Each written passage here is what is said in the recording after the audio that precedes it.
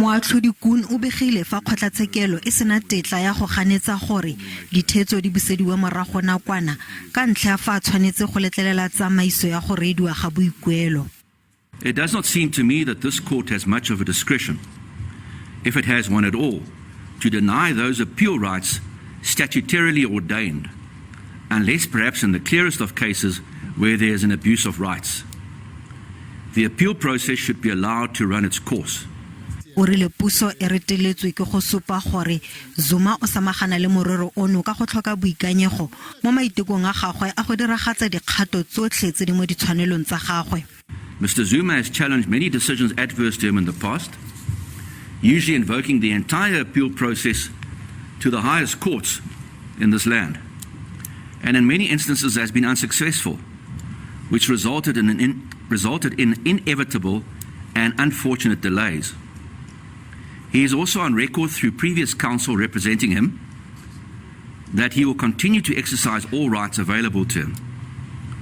But the exercise of those rights, as much as they may be viewed with suspicion and distrust from certain quarters as resulting only in delays, which only favor him, do not per se amount to an abuse of those rights.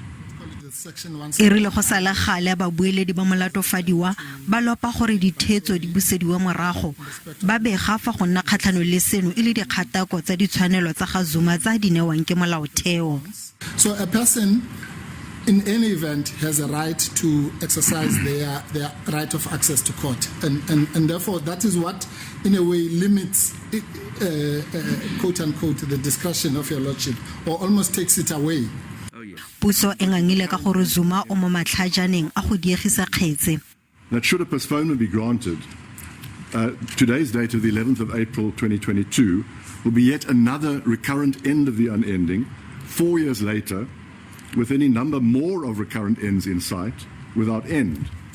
Moatlhodi Koen o rile ga tlile go letlelela gore Kgetsi e busediwe morago sebaka se se leele mme a kaya gore e boele kwa kgotlatshekelo mo tshaganong a le 17.